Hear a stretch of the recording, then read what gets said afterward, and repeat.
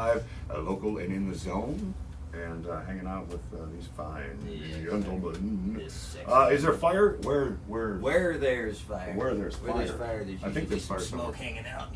Go ahead and introduce yourselves, and we'll get into this here a little bit. We'll get to know everybody, and we'll have a little fun and talk shit about each other. And well, you ain't gonna have. Well, we'll talk shit about the drummer because he's not here. Yeah. But go ahead and introduce yourself. My name is Justin Croston. I live here in Billings, Montana. I'm the lead singer as well. Go ahead, man. I'm Jason Ferragutti. I'm the guitar player, and I am from Billings, Montana. You are. I'm Justin Harmala. I'm the bass player.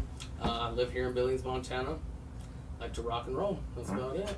So you guys all grew up here?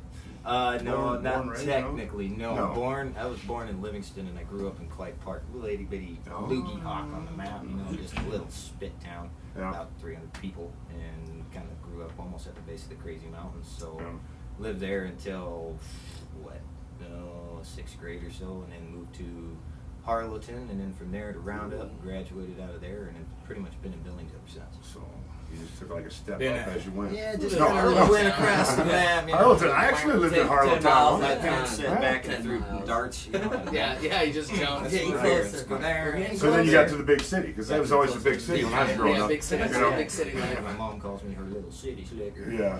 When I grew up, Billings was the big city. You got to get to the big city. And then it just sucks you in, and it's like a black hole. Once you get your roots down in this place, it won't let you go. I've tried many times. Many times. This town just sucks you dry. So what's your thing? You born right here? I'm not born and raised here. No, I was born and raised in Amarillo, Texas. Nice. Till my 7th grade year, and I moved to Eagle River, Alaska.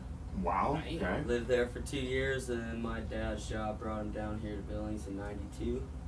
Graduated high school from here, and then my first year of college, I left for Hawaii. Wow, that's a good place to go to college. I mean, if you can make it happen, why wouldn't you go to college in Hawaii? Yeah. Where none of your classmates wear any clothes at all. Just strings. That's where I first learned to play guitar. I met a guy from Micronesia, and he showed me a little blues riff on there. And in Hawaii? Picked it up like a natural and never put it down. So moved back here. My dad was like, "Why'd you move back here?" Because I was working for a scuba diving shop. I had it pretty good. I had my own place out there. And so at 18. The answer to that question is why? It's not that expensive. It's expensive, but I mean, you can make it work. God, you came back here from Hawaii. And then, from there, I've been in and out. I went to Denver. A buddy of mine, Scott Parker, played for the Avalanche for a few years, and then went to Seattle, Portland for 6 years, and I moved back in 2011. Played with 37 Clark between 2000 and 2005. Nice. And then I linked up with these guys after I had a motorcycle accident, and when I was just starting to walk again, I got a call from Justin because my old band lead singer, they were friends. Monty, yeah. Loaned out my name, told him I was looking for a gig, and so that's where I landed these fools. Nice. We can't get rid of his ass either. We can't shake him. We try. Good God. Justin, what's your story, man? I'm from Kennewick, Washington. Tri-Cities. Yep, from Tri-Cities. Basically, my mom met my stepdad. We kind of moved out here, and I basically did all my schooling out here. And I don't know if you were here enough to know who Kelly West is from KRKX, but that's where she's on the radio now. Over there in Kennewick? Nice, yeah. nice. Yeah. But anyways, out of high school, basically moved back to the Tri-Cities and kind of met someone that was in the music scene. He was a lead singer in a band, and just blew my mind seeing them live. Just couldn't believe how good they were and how tight they were, and just couldn't believe they weren't big. And then I find out there's like 20 other bands about as good in that little Tri-City area, and I kind of fell in love with it and kind of felt the bass string one day. You're like, man, it's like you've been playing since you were a baby, man. You're just like up there. Oh, no, I appreciate that, but I have fun. You're very comfortable on stage. So how old were you when you started? I started probably about 21, so I've got about 17 years. That's it. Wow. Man, started you're pretty comfy up there for only having been. Still, I don't do much on it, man. You know. Yeah, I don't know about that. I just keep Carter in line. I grew up playing the drums, and I switched when I was in Hawaii, so. I didn't know that. That's cool. Do you play anything? I do. I was in a studio group for a long time with a guy named Matty, and in fact, he's the reason we kind of all are together ultimately, because after all that kind of fell apart, which was a good considerable amount, 7 years worth of kind of this hip hoppy, rocky, blendy stuff, and it took us on tour quite a bit. And in that process, it was I can play a little bit of guitar, play a little bit of bass, I play a little bit of a lot of things, but I don't play a lot. Not a master at He's anything. good. He's not anyone. Yeah, Yes, that's it. He's I'm good not- at a lot of stuff, I- but he's not great. Yeah, I'm At good. anything. I can put enough crap together to make it sound like I know what the hell I'm doing. Yeah, basically, I say I can play enough to express myself. That's pretty much it. I play enough to express myself, and I started with an acoustic guitar myself, and my dad was big Johnny Cash and old country singers because we lived on a farm. Yeah. You know. Yeah, I grew up the same way. It was always country in the bars. Mhm. I think ELO, "Don't Bring Me Down" was one of the rock songs that was on it. Yeah. I used to That play would slip through. Yeah, it has organ in the Jeff Lynne. Yeah. I used to play that thing all the time, man. And that and Devil Went Down to Georgia because it's country. Because at least I had that rockin'. They had a rockin' riff to it, yeah. Oh yeah, and the guitar part And then in the middle. crazy fiddle. No. Yeah, that crazy fiddle was pretty ominous there at the end too, with when the devil fucking rosins up the bow or whatever you would say. But Rosin or resin? I don't. I've always Resin's a whole wondered. different. Kind of wondering if that's what they actually meant back in the day. Was rosin or resin? You know. So, how did y'all gravitate towards one another? Where did this all Kind of come with the about? studio, what he was just talking about. Yeah. He was basically with Maddie after they kind of got off tour.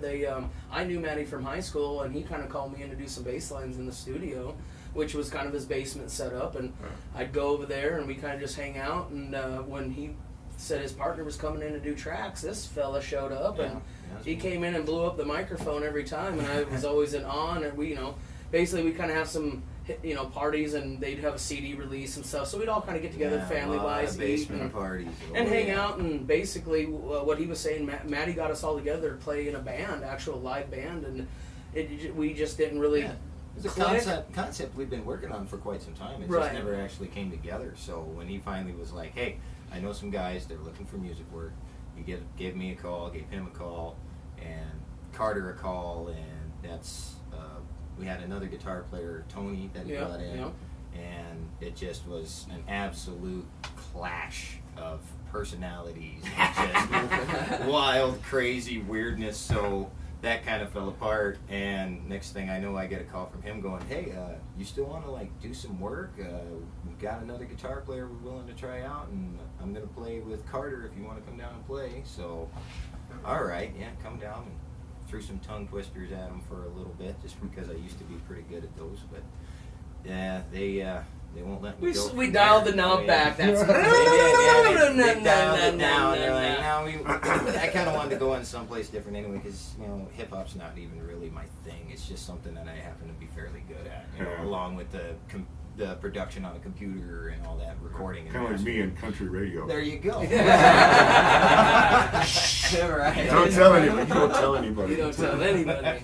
The other day I went in there and he was doing his country show, and I was just sitting there watching him.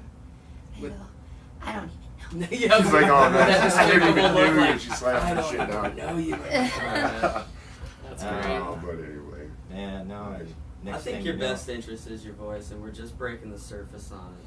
Yeah. It's a new concept. It's a new project. I've never really kind of stepped out live like this before. I played bass for a little while for a band, but this is really my first project as a I single noticed solo that you lead man. improved a lot as a singer with them since the first time I've seen you guys play. It's been a lot of fun, and it's been a lot of work. I mean, we have our moments where we suck, but so does every band. Oh yeah, we Well, can I practice you two just felt times a week. You're a lot Always. more comfortable. Yeah, singing. as we've gone, I mean, because when we jumped in, I mean, he was just right off the bat, "Dude, I'm ready to go. Let's just go play." And I want to play, man. Let's just go play shows. And next thing you know, we're like maybe 3 months in together or so, and we're playing a show together. And just sucking it It up. just sucked. Just sucking. We really sucked it up. It's all part of the learning process too, We you jumped know. out. I mean, we were good and going and everything, and we were like, "Yeah, let's do this show." And we got on stage, man. We sucked. Yeah. How many shows had you done before I started? Probably 3. So we really, With Bondi Eddie? we really about got 2 or on. 3. We really started. Oh, we've gone on a 2 lot or of runs 3. with you, dude. Oh, I want yeah, to say yeah. 2. One was at the No Fun reason House to be in a and band one and not go gigging. That's Sin what I Seven, think. wasn't it? My first gig with the band was Yeah, City long Seven. story. Okay, We maybe two. I rehearsed. thought there was 3. We got the stopwatch out, and we were timing out the sets. We had 3 great sets. We get there, drummer played everything twice as fast. We were doing it half the time. Oh yeah. Literally. Been there half those the weather time. 100 times. Like, we were like, all of a sudden we turned into the Ramones, dude. We're like, And we've done that so many times live. It's like we got a 45-minute set and we're done in 30 because we just played every song super fast. So and we didn't have like Inagata to beat or anything in our back pocket pull out or anything, you know. So yeah, it was horrifying. Same thing. Yeah, and our longest song I think is 4.5. So yeah, I mean, like 4.5 minutes. if we play fast, we burn it up quick. Some of those lyrics that I've got are so damn fast it feels like 4.5 minutes, but it's at least. Well, yeah, for me, who writes the stuff? I mean, I've written. do you come up with the written melodies most of and then it. he These puts guys his own stuff on it? Do you work do together? a lot of the music together. We're just Yeah. actually starting to scratch the surface of writing lyrics and such together. Some of the stuff was kind of already there, and we Just just like books you never had never written. really had anything meshed together. And then all of a sudden, it just kind of started clicking, and the music came together. So